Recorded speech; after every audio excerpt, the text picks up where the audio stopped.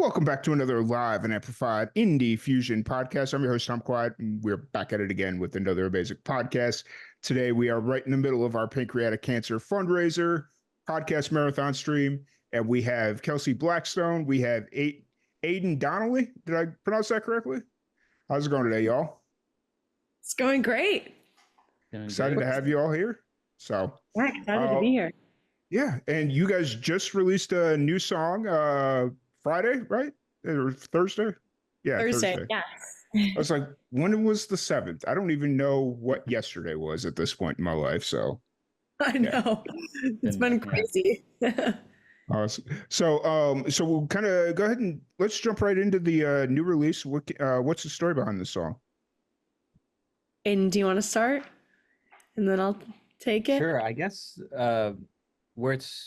where it truly all began is I just woke up one morning, as I do hopefully every morning, and hopped on to my computer and just started working on just a session. I wish I could say it was particularly remarkable in the way that I remembered it very well, but it was just one of those mornings. I had this demo lying around for a while. I got through a decent chunk of it, and then I want to say it's out on my hard drive for probably better part of almost a year. And then when Kelsey and I were working on sort of another song, I was just showing some other demos that I think could potentially work as sort of another song to do. And this was just one of them. And then from there, we kind of went roll ahead and got it done pretty quickly, I would say. And yeah, finished it up, got into the studio, and yeah, Kelsey, if you want to take it from there from your perspective. Yeah. Also, like Aiden said, a lot of it was already, pretty fleshed out as far as like the production, but then we were like, obviously this needs vocals and a melody and lyrics. So Aiden had already had some idea of like what the storyline was and like some specific lines for lyrics. But other than that, he was just like, well, just see what you can come up with, and then we'll just see if it feels good to both of us. And it just really came together very quickly, as Aiden said. I feel like I wrote most of the words in the span of 10, 15 minutes. It was just one of those songs that really just flows out. And I have songs that I've still not done writing after sometimes multiple years. But this one, thankfully, was not one of those times. And it just feels so good as a songwriter to just have that flow. And I just was immediately drawn to it when I heard it. It was so soulful and jazzy and upbeat and fun. And the way that Aiden had kind of incorporated some of the more electronic elements to it, mixed with the live instrumentation as well. I love bringing those two elements together, as he knows and as he also loves. So it was just made to be. Nice. The song is really cool. I've had the opportunity to listen to it a little bit over the weekend.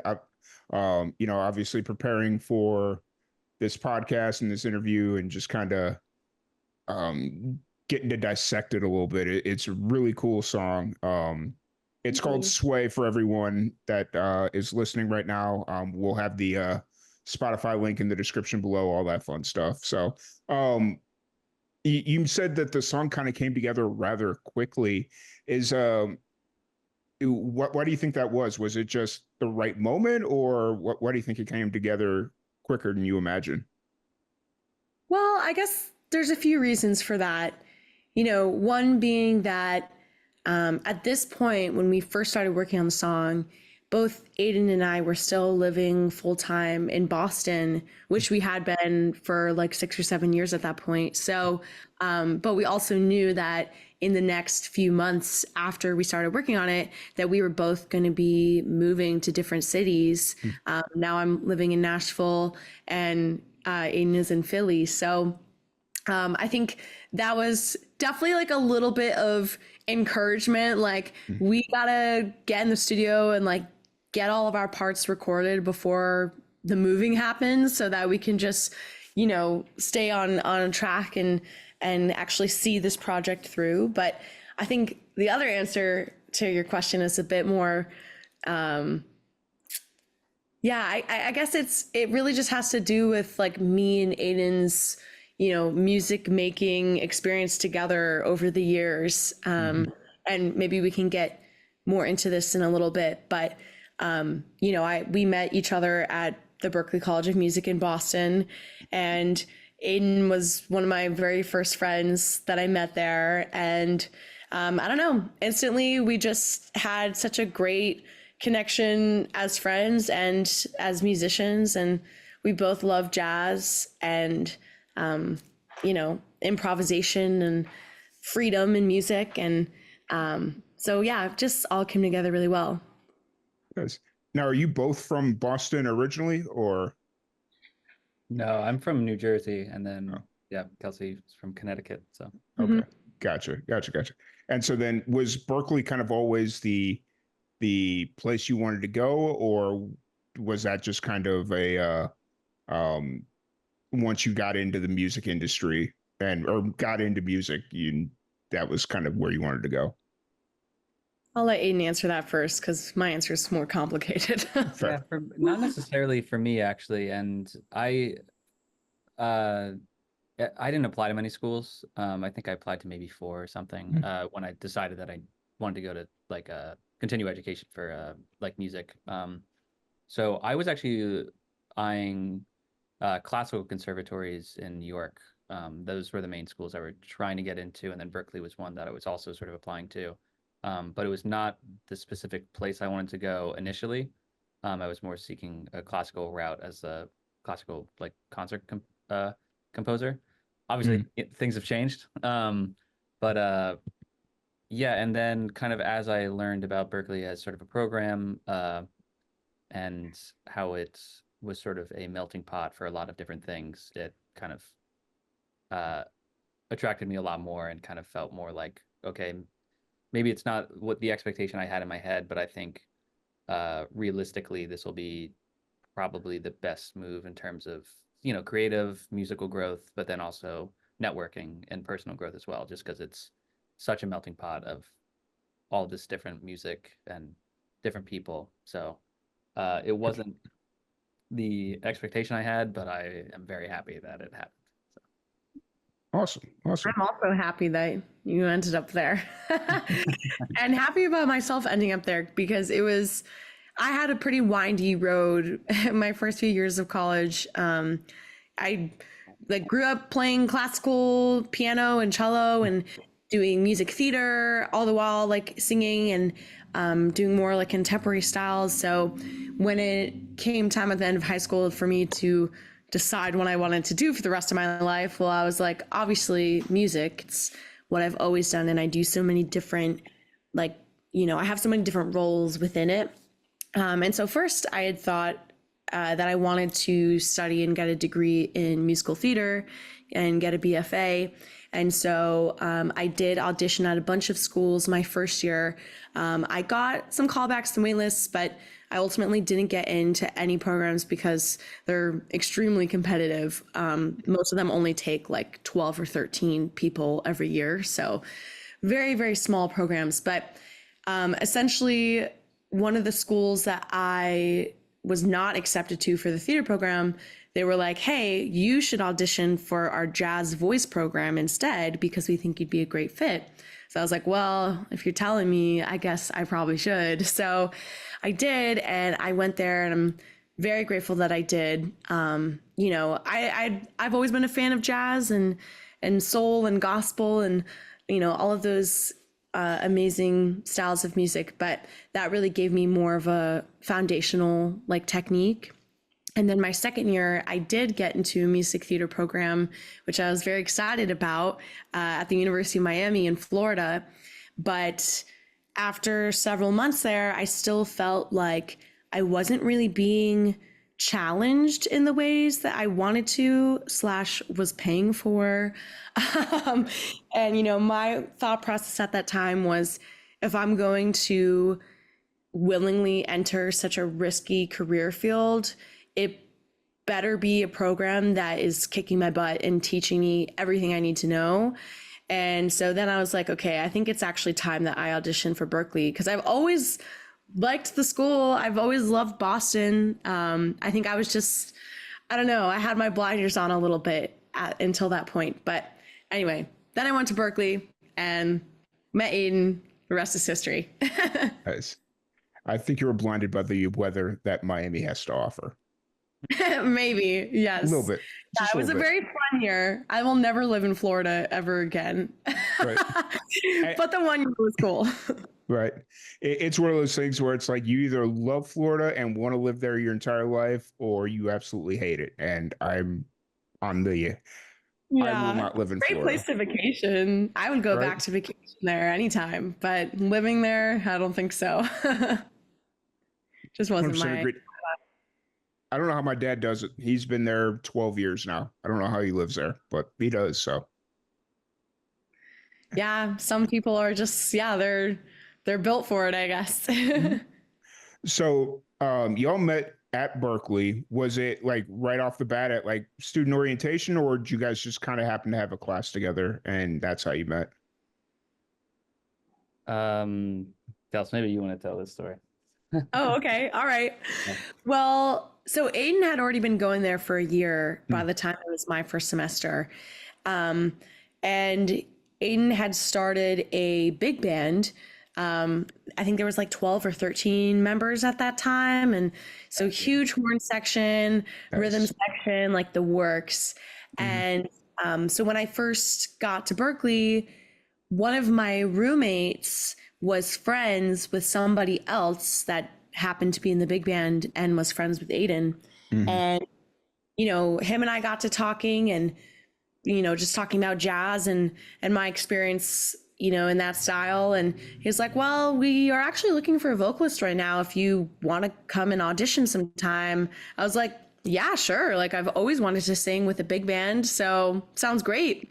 And yeah, so I went to that audition and it was really more like just a rehearsal that I was sitting in on. But yeah, the everyone in the band was just, you know, really knew what they were doing musically, and it was just very exciting for me to be in that space. And I was really starting to feel like for the first time in my college experience, like, oh, this is actually where I'm meant to be. Like I can feel it and I know that now. And yeah, Aiden was just a big part of that because immediately, just right off the bat, was so like friendly and welcoming. And for me, I was just like, yeah, I want to be in this band. But yeah, it happened very, very like smoothly, I would say. Nice. Nice. I feel like we need a lot more big bands in the music industry right now because Agreed. I I love that song. Like I was watching I don't remember what I was or no, I was watching the Blues Brothers the other day, and that whole end scene where they've kind of got the whole the bluesy big band, I guess. And it's Yeah, just yeah, yeah, like yeah. I like that idea of a like a you go to dinner and a show, but the show is like a musical entertainment act. That just feels really cool Exactly. to me. So bring that back, please. I don't know who I'm telling, but I'm on it. I'm on it. fair, Yeah, fair, fair. I got you. Yeah, get on it, Aiden. Come on. Yeah, I got you. We Gotta need it. fire up the big one. Yeah. Yeah. So Aiden, after you moved from Boston and now you're in Philly, Yes, yes. what was it about Philly that just kind of drew you there? It was a few things. So, for starters, my hometown is 40 minutes away, so it was just closer to my parents. My sister's in DC, so that was also closer. But then, since a kid, honestly, I've always been just sort of fascinated by Philly. I've always loved coming into Philly. Also, there's just sort of an unquestionably strong music scene here, Mm, especially unlike some other cities. I would say it's a really creative and unique. Maybe not in some ways that people are like used to and particularly like, or that's particularly commercial, I would say. Um, but the way that people sort of the types of music that people write here predominantly is just sort of very interesting to me. Um, mhm, and I think presents like a lot of creative like opportunities for me in like the music I make for like personally as like my own self. Um, and yeah, I just kind of needed a place to go, and life is long, so try it out for a year, and if it's not good, maybe maybe you'll see me down in Nashville. Who knows? Fair, But fair. yeah, I've I been mean, trying to convince yeah, him. Yeah, it happens. I've been trying to convince everybody to come out to Texas. Like Texas is something special right now. So, but Yeah, I know. I've heard great things about the Austin scene. I've never been anywhere in Texas, so I really want to go. the Austin scene is cool, but it's really like the real interesting stuff going on is outside the suburbs of Austin. Because Austin, it's very who you know. Like you've got to get in, and then you'll start getting gigs and whatnot. But mhm. like the suburbs outside of Austin, that's where all the real interesting stuff is going on. Mm. A lot of Good. really cool venues and all that stuff. So Aiden, I noticed on the song listing your stage name is Poindexter. Yes, yes, I yes. how did that come around, or what was the thought process behind that one? I wish I could say it was something really cool and not stupid, but I mean, I just, you know, growing up, people just red hair and glasses would always just call me Poindexter, not in a mean or derogatory Yeah, way or anything. But it felt a little bit, like taking it back a little bit. So, yeah, fair. um, and I'm not as much as a stage presence, say, as like someone like Kelsey, who's like very much like just a powerhouse up there. Yeah. I am definitely more discreet, or at least I really try to be. But sometimes people like Kelsey brings it out of me. I When do. we're up on Although one stage. time we did a Halloween show and Aiden wore, this is like the ultimate, kind of reserved choice. He wore a giant pumpkin head the entire show. Yeah, So no one saw his face. I was like, how are you breathing in there? that was the most comfortable I think I felt on stage ever. Um, but yeah, so I liked to sort of adopt another name to sort of create some level of separation. Mm, Just kind of makes me feel a bit more comfortable about releasing music that's like very special to me, mm, because that's kind of been a challenge, is to put out music.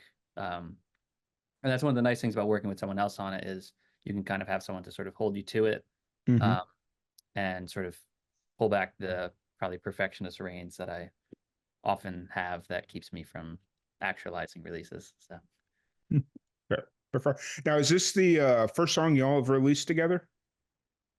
yeah, Yeah. Well, I yes, guess as Kelsey Blackstone and Poindexter, yes. However, 90% of the music that I have released right now, Aiden is playing on as the saxophone player, slash, most likely wrote the horn parts that you're hearing in, again, most of my songs that I have released. So, yeah, I would say like kind of yes, kind of no. Fair. So technically, yes, but as far as like being on the song notes or whatever, technically no, or the song credits or whatever it would be. Yeah, exactly. Although I Fair. guess, and maybe we talk about this another time, Aiden. But if you want me to go back in actually and edit them, so instead of Aiden Donnelly, if it's I can just put Poindexter. I could do that. we'll sidebar. Yeah. Okay, We'll all sidebar. find that one. Sorry, I didn't mean to bring up a whole thing. I was just really curious about that. It it wouldn't be the first time that I open up. Like there was one time I had a band on here and I started a civil war by accident. Oh no. And it was just like, guys, it ain't that serious. I literally just asked a question. You guys didn't have to take it that deep. So Oh, it was interesting. Um, so are you guys working on another song together, or where you guys kind of at creatively, whether it's together, individually? yeah, Aiden, where are we at? I am okay. Okay, so there's, I guess it's sort of two-parter. One, yes, there's one that I'm just currently sort of finishing up some things on my side. I just hung up my acoustic paneling so I can actually record in here. So I just have to do some bits on my end. And then there's one other that we've kind of been working on for a while, but we're just sort of trying to figure out what to actually do with it. That's more sort of in an EDM dark house sort of genre. That will likely probably be its own project. So yes, I guess we sort of have two avenues that we're working from. But the ball is most definitely in my court at the moment. So Yeah, he keeps saying that he has this great song, and I'm like, when can I hear it? I He's really think like, you're gonna like oh, it too. almost. And yeah, I'm sure it's gonna be great. It'll be worth the wait. But yeah, you got me on the edge of my seat. I want to hear it. Yeah. In due time. In due time. Yeah. So that Kelsey, are you currently writing anything by yourself or? Yes. Well, that's actually been a really great thing about being in Nashville so far is just, the songwriter culture here is unlike anything I've ever experienced. And of course, there were a lot of songwriters at Berkeley, but I don't know, it's different because you have songwriters of all ages here and all levels, and some incredibly successful writers who have, this is kind of its own tangent, I guess, but I'll circle back. Some incredible writers who have, gotten like amazing sync placement deals or have written songs for like some of the biggest names in music. And, so I have been kind of feeling really inspired just from being in a community like that. And so, yeah, I've been writing some stuff alone. But I would say actually the last few months I've been doing more co-writes rather than solo writes, because that's the other big thing here is it's all about collaboration, which I also really enjoy. And it's kind of different from Boston, which is good. That's what I wanted. So, I have some people who I've been like regularly or semi-regularly writing with. And I don't know, I released the most amount of music this year that I've ever released before. I think Sway is my 5th song of the year. I'm not sure if I will be releasing that much music next year or not, but I do know that the next few months for me are going to be a bit more kind of behind the scenes, like let me finish up these songs and get in the studio and start getting them produced. And then I'll probably be doing a few more releases like in the later half of next year. Fair. Yeah. Fair. Gotta plan ahead. Right? I think you will. I think it'll surprise you how quickly something comes together and then it's like, oh, hey, let's get this out. So, yeah, that's true. I hope you're right. for sure. Oh, so where y'all kind of at live show wise? Obviously, with the several several 100-mile distance, right? Is it 700 or 800? Like the great Something like distance. that. Yeah, the great distance between y'all. It's hard for y'all to get together and play, but are you trying to get some shows together, or where's that kind of whole process at? That's a good question. What were you gonna say? No, I was just gonna say, I feel like they are likely probably just going to happen when they happen, whenever I end up being in Nashville and the timing is right, and then whenever, of course, you're on tour and happen to come through Philly. Right. Unless there's something we've sort of planned specifically, but Yeah. I haven't really thought about it, to be honest. Yeah, I guess I haven't too much either, besides the fact that I definitely miss, playing together because we had so many great years, doing that in Boston. So it has felt, at least for me, this is like my 8th month living in Nashville, and I've done several like band shows and solo shows since living here so far. And it has felt weird to like not have you next to me, Aiden, and a few of my other, good friends and band members that I was really close to in Boston. And, it's like I'm having so much fun meeting new people here, but it does feel strange, like not having the same crew. But I think we will definitely find ways to perform together again. I'm not worried about it, like never happening again now that we live in different places. Like it'll happen. Yeah, this isn't the 1970s where it's almost impossible to do something like that. It's 2024, so I completely agree. Like, I think it'll happen when it's supposed to. Yeah, So, I think so too. Especially if I am planning a, yeah, like a lengthier tour and Aiden can get the time off work and it just works out, like then we can mhm. just do the tour together even, you know? Yeah, Never know. awesome. So is that currently what you're focusing on right now, Kelsey? Is like your shows individually, or Yeah, yeah. I had a release show for Sway, which felt weird to do without Aiden there, but I did give a nice little anecdote about writing the song together. But yeah, so we had the release show on this past Saturday and it was disco themed, so that was really yes? fun. And I had two other local bands come and play the show as well. And then we also debuted the official music video, which is going to be live this Friday, November 15th. So, yeah, Nice. fun stuff. But yeah, besides band shows, I've been doing like writers' rounds and some more like solo shows. So, Awesome. Looks like I'm gonna have to tee it up for my music video critique series. oh, yes, I, please.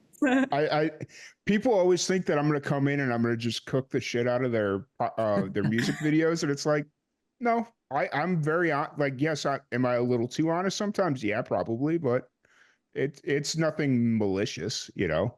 So it'll get queued up, and we'll get that out when we get it. So, um, Amazing. All right, I'll send you the link. oh, so how was that? Was that something that you always wanted to do for Sway? Was a music video, or was it like once the song kind of got underway, it was like, okay, I could see like a music video for this?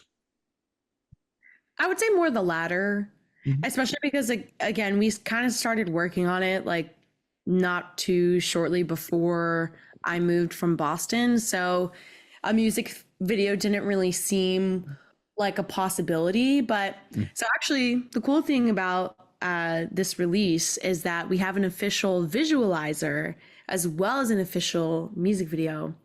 Now, the Nice. visualizer was done by me and Aiden, obviously in two separate locations. We each bought the same exact sunset lamp from Amazon and we used like the same exact like color settings. So even though we were in different places, like our lighting kind of looked uniform and we each just like filmed a bunch of like different clips. I just like filmed it in my apartment and I think Aiden did as well. And we worked with our good friend Harrison Renshaw, who's an awesome video editor, and he stitched up and made it look really cool. So I was really happy we could still make it look like we were working on a video together, even though we're in totally different places. Sure. Nice. That's really cool. I love this rise of independent musicians kind of doing DIY guerrilla style music videos has been a really cool revelation as of late, especially as Spotify is really starting to reinforce having like visual elements for their music for the music releases, whether it's a visualizer music video. I've seen Spotify do some crazy things, and it's really cool that a lot of musicians are, even if they don't necessarily have the budget for it, they're like really getting into that, and it's been cool to see. So I agree. nice. Absolutely. Um, so kind of looking forward, obviously, you guys are working on stuff together separately. I do have one question, Kelsey, for you specifically, because I'm sitting here looking at your Spotify. How does one get such a huge following in Thailand, India, Taiwan, Japan? Uh, I know. these are I just only had a bigger following here. right. I just saw that and I was just like, I saw Bangkok and I was like, oh, okay, that's interesting. And then I just started going down the line. I was like, did she go overseas or something and just run I around have Asia? never been. No, I've never been to any of those places. It is kind of interesting. It has something to do. Okay, so it has something to do with the Spotify algorithm and Mhm. how it pushes certain styles of music in different regions. And in like Bangkok and Jakarta, for example, like those two places are really, really big on like jazz and kind of lo-fi, jazz pop sounds. Mhm. Um, and I think, so Spotify knows that there's a big audience for that style there. So they just naturally push the music to those areas. So yeah, we need to get more Americans feeling jazzy. Right. And then it'll be great, and I'll have more of a following here to match my following over there. But Fair, fair, fair. It reminds me of this documentary I was watching not too long ago about this musician that he didn't realize that his music was like really famous or really well received over in South Africa. oh, Like he was just some independent musician bumming around Mississippi or something like that, and his music like was a an anthem for like the apartheid in the South Africa. wow. And And you so didn't the know? yeah, he didn't know. And then like 10, 15 years ago, these documentary filmmakers from South Africa came over to find this guy because they wanted to know more about his story. And then he goes over to South Africa and he's like a god over there. Wow. Yeah. I That don't know. Yeah. So, wow, that's really crazy. I can't even yeah. imagine that like everything changes in that moment. Right. Crazy. And just looking at your stats, it's like you go over to Asia and you're selling out like Yeah. all kinds of craziness. So, Hey, one day I would love to be able to afford to tour, internationally.